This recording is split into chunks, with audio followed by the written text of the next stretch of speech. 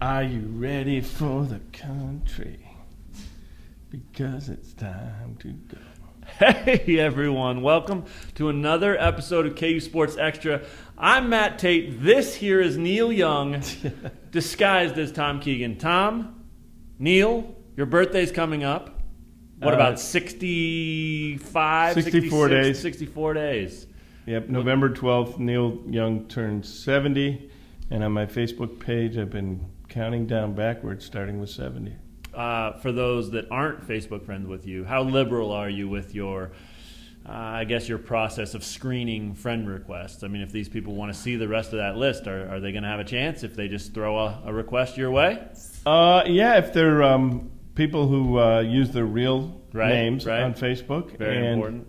Yep, and I see there's no obscene band formation pictures on their Facebook page. Yeah. Good. Only true Neil Young fans should apply to, not people that are going to be upset. Or true KU fans. Well, that's good too, but not people that are going to be upset with your 69 song. What was that? Heart of Gold. Yeah, I mean, people are furious about that. Yeah, they are. It's just never been one of my favorite Neil tunes. It's a little bit upbeat, and Neil's better with dark. Right, very much so. All right, well, speaking of dark, let's start with the good news and go to the light. And the good news this week is 576 yards, 38 points, and an offense that actually looks like an offense. I think that was so cool to see. Forget the result. Forget that they lost to an FCS opponent.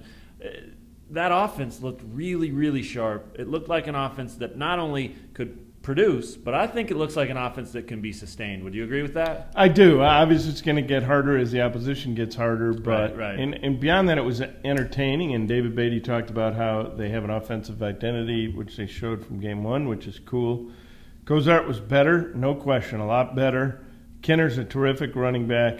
And I think the one unit that maybe is a little better or showed a little better than anticipated was the wide receivers. They did. And Darius Crowley was a big reason for that. He was very good. Trey Parmalee obviously was exceptional, both as a receiver and a punt returner, and scored on a 19-yard reverse. Yeah, and which people routinely misidentify as a double reverse. Yeah, they do call it that. That's ridiculous. But, yeah, I think we talked about it last week, and we were right on the money. They spread it around a lot. I think 8 or 9 different guys caught passes. And, you know, that's another luxury, and you could look at that as a weapon. You don't necessarily have to have that 1 or 2 guys that stands out and catches 70 or 80 balls.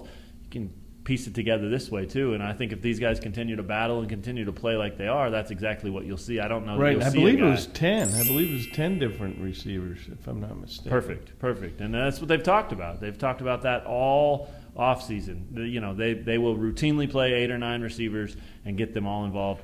Props to Rob Likens for looking really good in his debut as a Big 12 offensive coordinator. I agree. I mean, I didn't like his 4th and 3 call late in the first half when it was too high a degree of difficulty passing to the side of the end zone there. Other than that, I thought his play calling was exceptional. Yeah, looked really good, and that's cool to see back in Memorial Stadium, the scoreboard actually recording points for the home team, not just the visitors. Yeah, the most points that Kansas scored since what, Turner Gill? Since 11, I think. Yeah, it was against Northern Illinois or somebody like that, early October, something like that. But either way, I mean, just good to see them be able to get up and down the field and not think that it's like the hardest thing in the world to move the football or to get points. Cozart in one stretch was 13 of 15. Beautiful. Yeah, he played really well. What's the bad news? Well, the bad news is that Memphis' quarterback, Paxton Lynch, is pretty much bigger than all the starters on the Kansas defense except for the undersized defensive tackles. So he's going to be a handful because he's not only a good passer with a strong arm, but he's also mobile. For a guy that big, he's going to be tough to bring down. That's just a nightmare for the Kansas defense to have to deal with. Especially when you look at this defense being one that was led in week 1 by a true freshman cornerback who had 8 tackles. If they have Tyrone Miller leading them in tackles again this week, not only will he be black and blue all over the place because this guy's going to pound him into oblivion, but that's going to be a really bad sign. I don't think you want your cornerback, especially No. a true freshman who's still, a little young, And a little sometimes immature. that means that he's given up a lot of receptions and Right. he's right there to make Right. the tackle. Right, So good point. that's another reason you don't That's a want double that. whammy, not to be confused with a double reverse. Yes. Right. Exactly right. So this is a handful, this Memphis offense. Obviously, their coach has always been considered one of the more creative offensive minds in the game. Memphis is good. Memphis won 10 games a year ago for a reason, and they've got a lot of guys back from that. This is a really, really hard game. Yeah, I think let's head over to Breakdown Street and talk about that a little bit more. You look at this game, and I think what Kansas is going to see, and it remains to be seen if they're ready for this or not, better athletes. Faster, more athletic guys on the other side, whether that's Memphis' offense or Memphis' defense. It's going to be a different look than they saw against South Dakota State. Did they get too comfortable? I mean, I know they lost, but did they feel too good about executing and performing against South Dakota State? And No. are they lulled into this false sense of security no, that, we can do this? I don't think they're lulled into anything, but the fact is that Memphis has more talent than Kansas does. Yeah. So you've got to make plays. They didn't force any turnovers. South Dakota State played a clean game without a single turnover. And you got to look at that and think that it's got to be about 3 turnovers if you're going to hang with Memphis. Definitely. Some of the things that Kansas got away with last week, just having that speed advantage that you talked a lot about, not going to get away with it this week as easily anyway, and maybe not at all. So very important that they're sharper, they're crisper, and they limit those mistakes. It is every week, but I think especially with a young team, if they get in a hole like they got into a hole last week, this game will be ugly. I don't think they'll be able to dig out of it. 31-7, amazing. What were you thinking? 31-7. We're sitting in that press box. There's 13 minutes almost left in the second quarter still. What's your thought? Well, I don't have to reveal what I was writing at that point because the game changed. My thought was, oh, no. I knew that they did not have much talent, but I thought that they were well coached because of the immediate instruction that Beatty and all his coaches have. They instantly correct mistakes in practice. They're right there, right there in the faces of the players. And I don't mean that in terms of belittling them. I mean they're right there giving instruction at high volume and close space, and they don't let anything go. And that's called coaching, and it's relentless coaching. And I thought, wow. It's going to take years and years and years, and then that coaching and the effort of the players, which never dropped, I didn't think. Beatty thought it did. He would know better, of course. All of a sudden they're in it, and if they execute a spike, the easiest play in the game, and maybe they force overtime. Sure, yeah, it was definitely wild to see. That hole was ridiculous, though. I mean, you sit there and you just scratch your head. I mean, we talked all summer, all offseason, that this was a game, South Dakota State, that Kansas could lose. Mm-hmm. That was not a surprise. The fact that they were getting housed early in that game was definitely a surprise. Slaughtered. Slobber knocked. Anyway, let's move on. Let's pick. Enough about the game and the build-up. I'm curious. You said it's a hard game. It's a hard game for Kansas. Is it a hard game for you to pick? Who you have, Memphis or Kansas? I have Memphis by 13. 13, so right around the line. Opened at 9, moved up to 12.5 real quickly. Is that right? And it's up to 12.5? I think it's even higher than that now. Wow. So you're right around that line. I've got Kansas to cover, but I also have Memphis.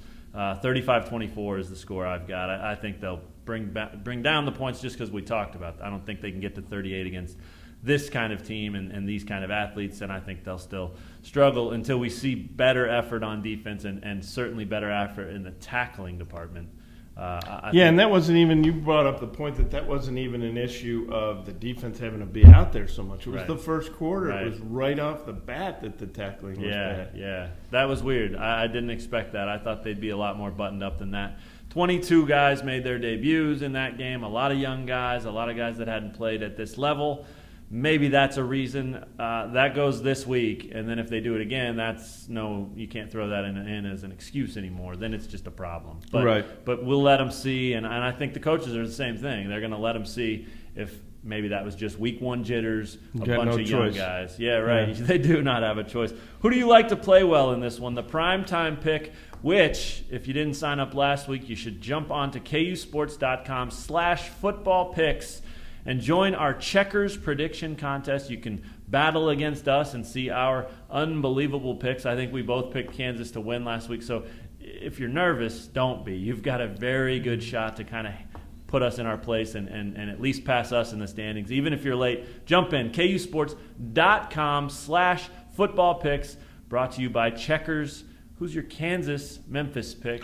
And oh no, sorry, that was the prediction. Yeah, but I want to know your primetime pick. I tossed and turned for a good 3 hours. I was staring at the ceiling after coming home from the Royals game, trying to decide which of these two players I'm going to go with for the primetime pick. Do we need to hit pause and give you more time? Or no, I've got it. Okay. But I'm going to tell you who my runner-up choice was, because he was so quiet in Game 1 and so good, so loud during the camp, and that is Damani Mosby. But I want to see it first against size, see him do it before I pick him as a primetime pick. So I'm going with Kent Taylor, who to me looked like a big-time target. He looked like he knew how to get open. He's got good size, and he's got good hands and good speed. And once in a while he'll drop it in practice, but he really looked good. So tight end Kent Taylor, the transfer from Florida. I talked to Kent Taylor this week. Confidence through the roof for him. I mean, just getting out there, getting the ball in his hands again, scoring a touchdown. I think he was not doubting himself, but it had been a long time since he played in a live college football game. For gosh sakes, the guy had a touchdown in the Sugar Bowl. So, yeah, for him to get back on the field and not only play and perform, but also, contribute and make a touchdown and make some big-time plays, I think that he's feeling really good about himself. And why wouldn't they find ways to get him the ball and try to match him up against guys that he has a huge advantage against with that size and athleticism? So I like the pick. I'm glad you didn't lose too much sleep over it. I'm going to go to the other side of the ball, and I'm going to go with Brandon Stewart, KU's cornerback from junior college.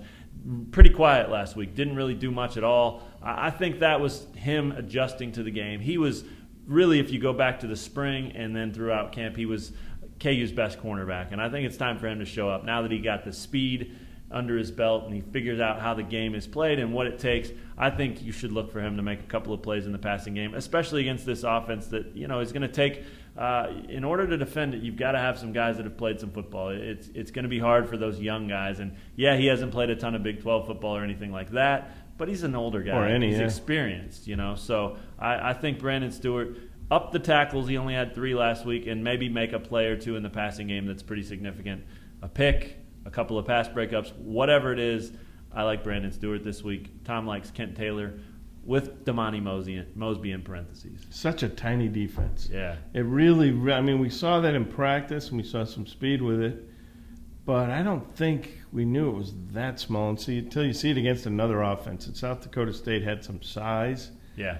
Boy, that is a tiny defense. Physicality, too. That's South Dakota State style. They'll come off the ball and hit you and keep hitting you. And I think that if Memphis is smart, that's how they're going to start the game. They're not going to do too much and make Lynch do too much. They're just going to run it until Kansas proves they can stop it.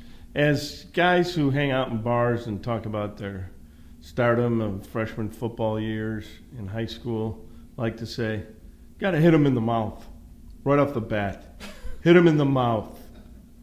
Don't you hear that a lot in bars? You do, yeah. Take the first punch.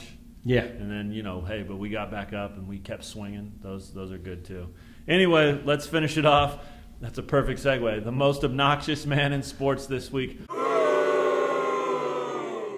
Can I vote for myself? No, not yet. Not yet. You're not eligible just yet. That was not obnoxious. That was a spot-on impersonation. Who do you have? Obnoxious. I have Kansas State President Kirk Schultz, who is in sports this week because of his letter to the band. Boy, where do I start? First of all, he starts by praising the band for winning a national award, blah, blah, blah, blah, blah. Apparently he didn't get around to congratulating them until in this letter. Right. And he says other wonderful things about the band, and he was a band parent and so forth and so on.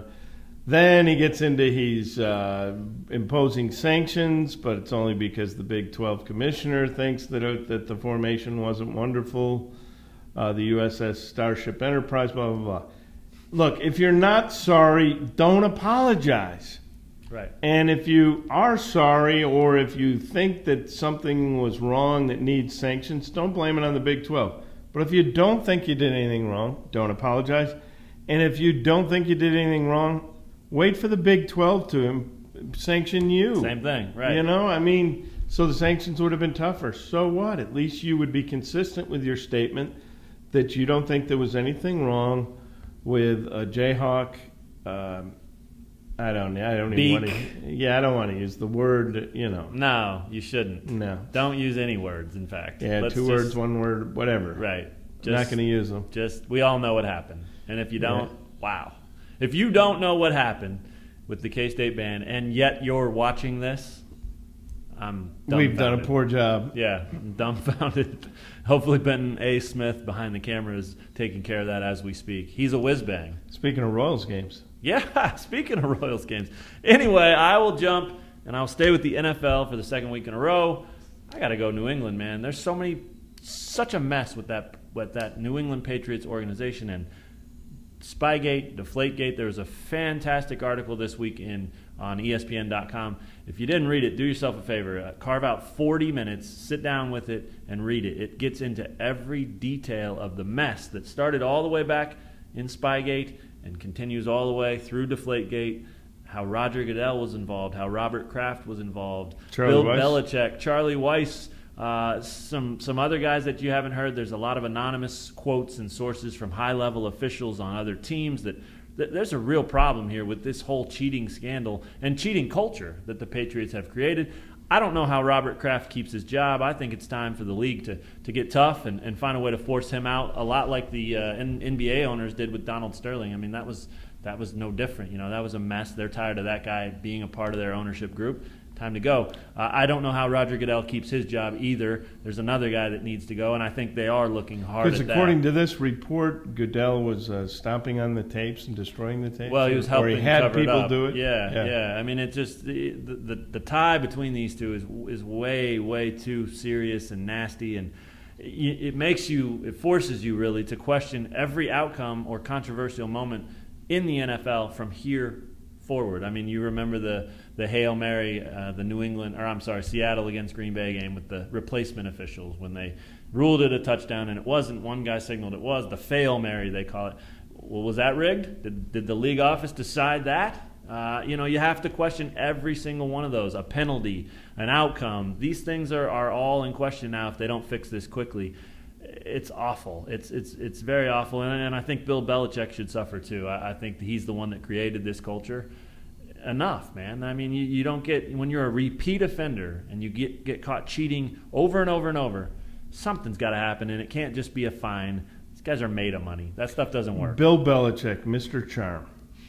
He is. Can you give us a Bill Belichick impersonation? Let's just that works for me. I was going to set you up even better than that. How about we say, Coach, how'd you decide who the starting quarterback was this week? It's my job to decide. So I decided. What do you think about the Pittsburgh Steelers? You like their defense? What kind of challenges do they present? They're in the NFL. I like all defenses in the NFL. To prepare equally for all of them. The one you don't prepare equally for is the one you lose to. I don't like losing. Do you like cheating? I don't have humor. Good stuff. For Tom Keegan, Bill Belichick, Neil Young, and Matt Tait, we'll talk to you guys next time on KU Sports Extra. Thanks for checking out this episode.